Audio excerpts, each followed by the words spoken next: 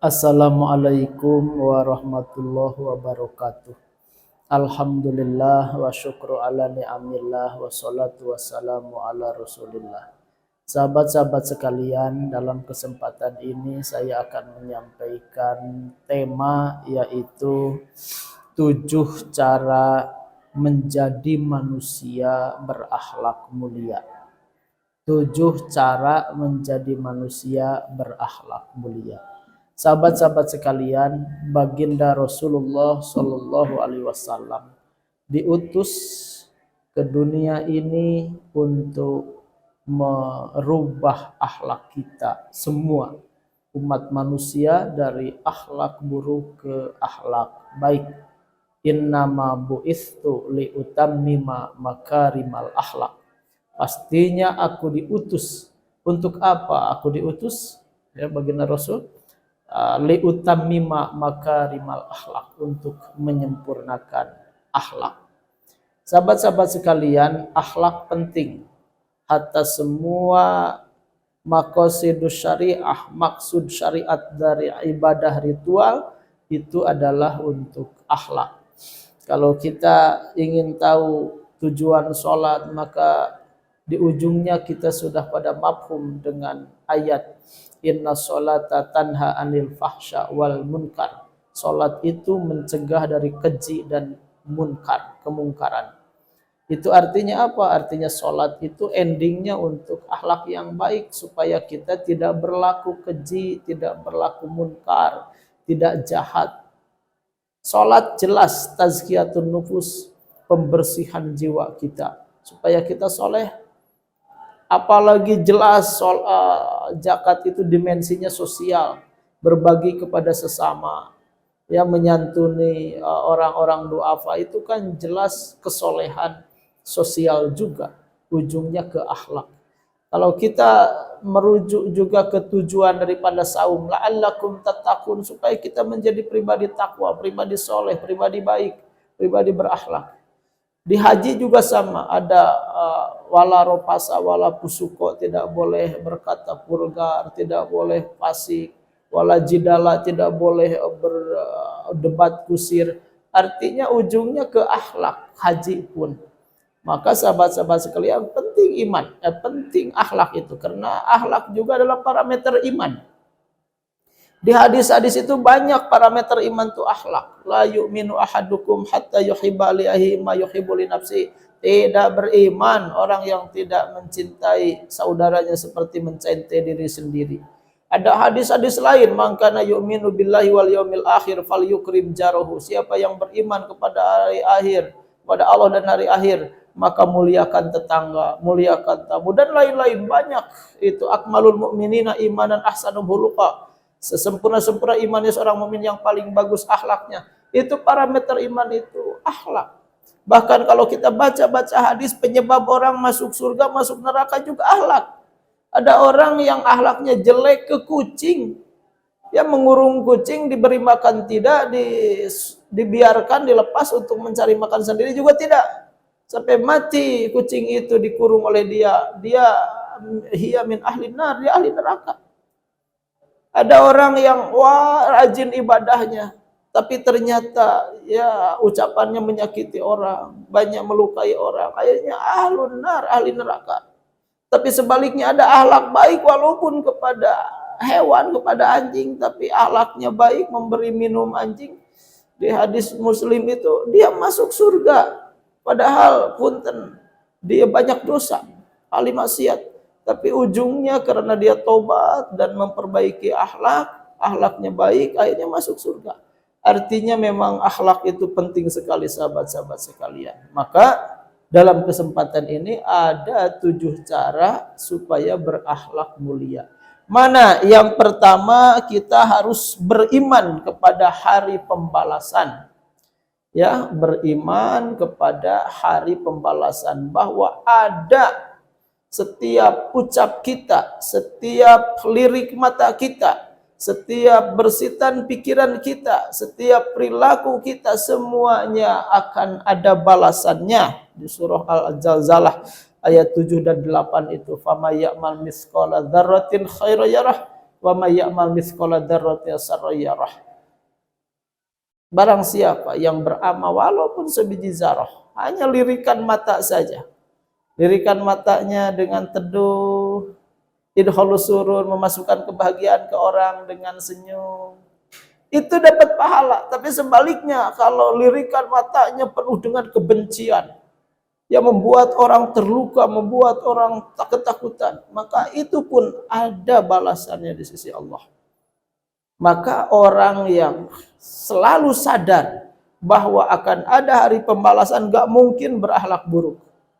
Pasti dia kalau berbicara santun, kalau bersikap dia sopan, kalau dia berpikir terbersit hatinya husnuzon, selalu dia ingin membahagiakan orang, selalu apa yang bisa saya bantu dari orang-orang, apa yang bisa saya berikan kepada lingkungan sekitar, bukan apa yang bisa saya dapatkan dari lingkungan sekitar. Rumusnya itu selalu ingin memberi kebahagiaan ke orang. Nah, orang-orang yang seperti ini pasti berangkat dari punya keimanan akan hari pembalasan. Maka kalau ingin akhlak mulia, beriman kepada hari pembalasan. Selalu meyakini setiap laku kita, ucap kita, langkah kita akan ada pembalasan di hari akhir. Maka dia akan hati-hati berakhlak mulia. Selanjutnya yang nomor kedua, menjadikan Nabi Muhammad SAW sebagai panutan akhlak. Jadi kalau ingin kita akhlak mulia, ya yang kita baca, yang kita contoh, yang kita tiru, yang kita teladani, harus orang berakhlak mulia. Siapa? Tidak ada yang manusia paling akhlak mulia kecuali baginda Rasulullah SAW. Di surah Al-Ahzab 21 itu kan, laqad kana lakum fi Rasulillahi uswatun hasanah.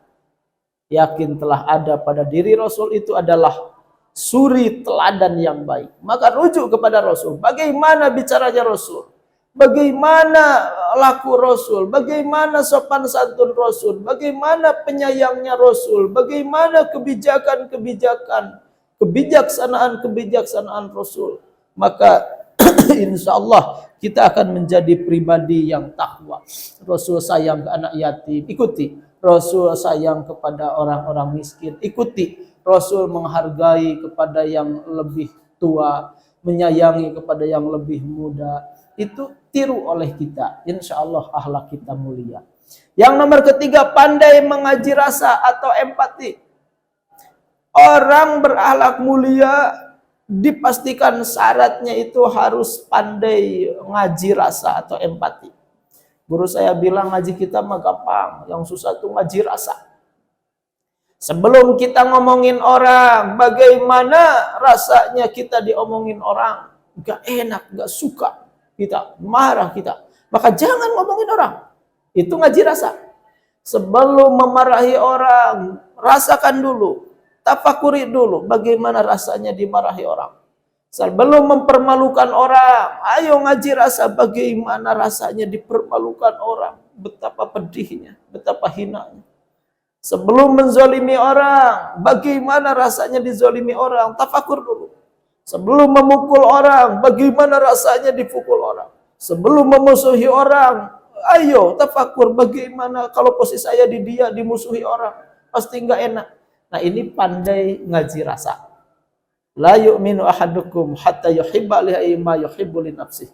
Tidak termasuk orang beriman, orang yang tidak mencintai saudaranya seperti mencintai dirinya sendiri. Ini ngaji rasa kan?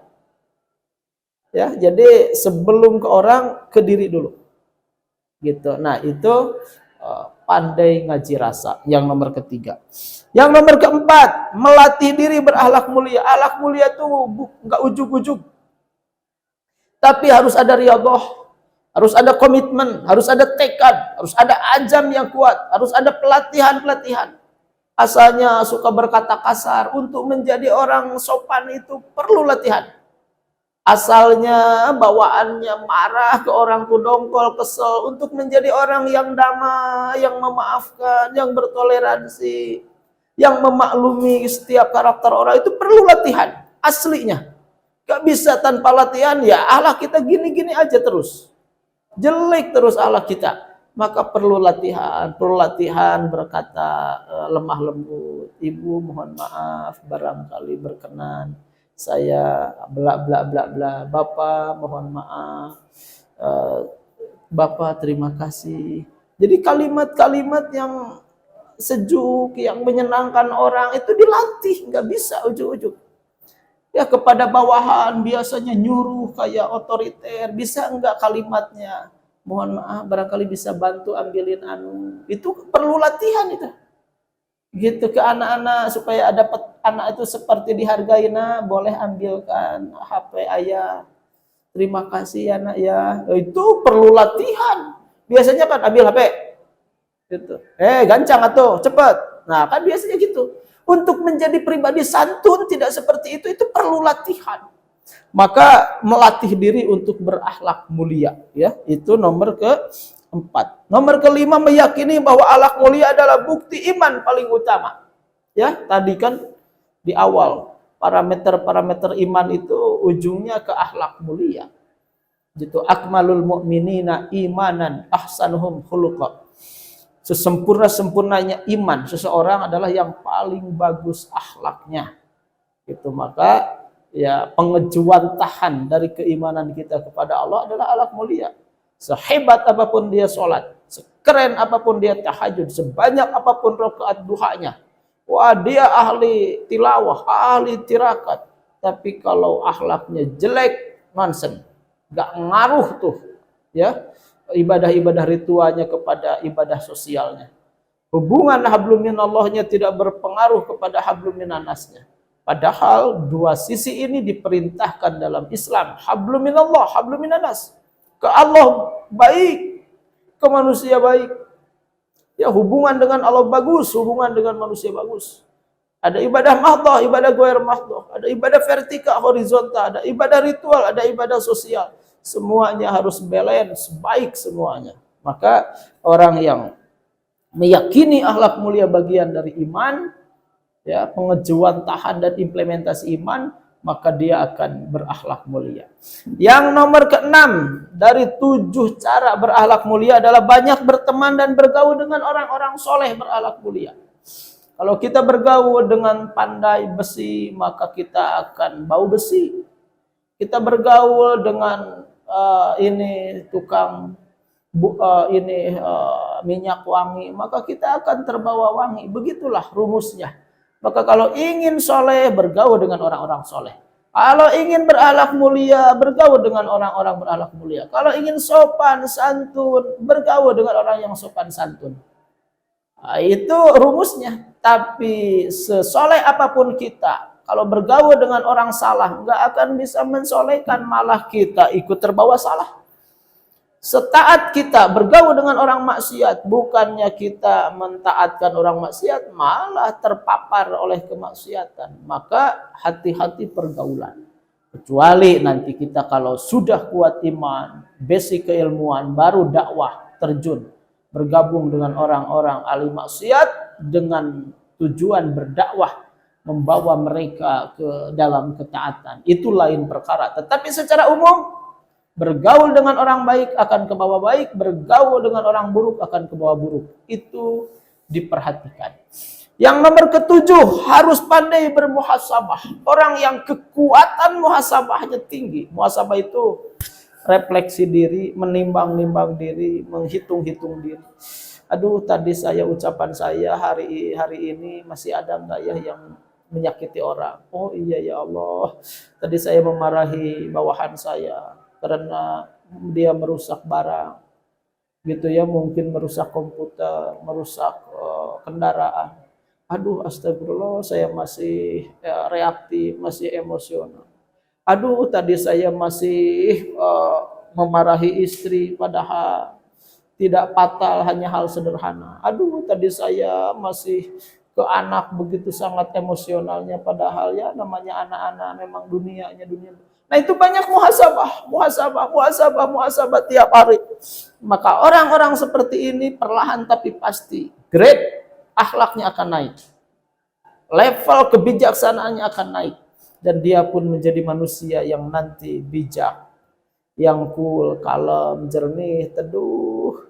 menjadi pribadi yang bijaksana, pribadi yang selalu senyum, yang banyak menebar kebaikan, memaklumi semua orang, dan menatapnya penuh cinta, pikirannya penuh husnuzon, lisannya penuh zikir dan nasihat, hatinya selalu husnuzon, tangannya banyak memberi, gitulah. Pokoknya kebaikan yang dia lakukan berawal tentu dengan akhlak yang mulia, buah dari mengamalkan 7 cara menjadi pribadi akhlak mulia. Yang berbicara baik, yang menyimak juga baik, tapi ada yang lebih baik. Siapa gerangan yang melaksanakan 7 cara untuk berakhlak mulia barusan.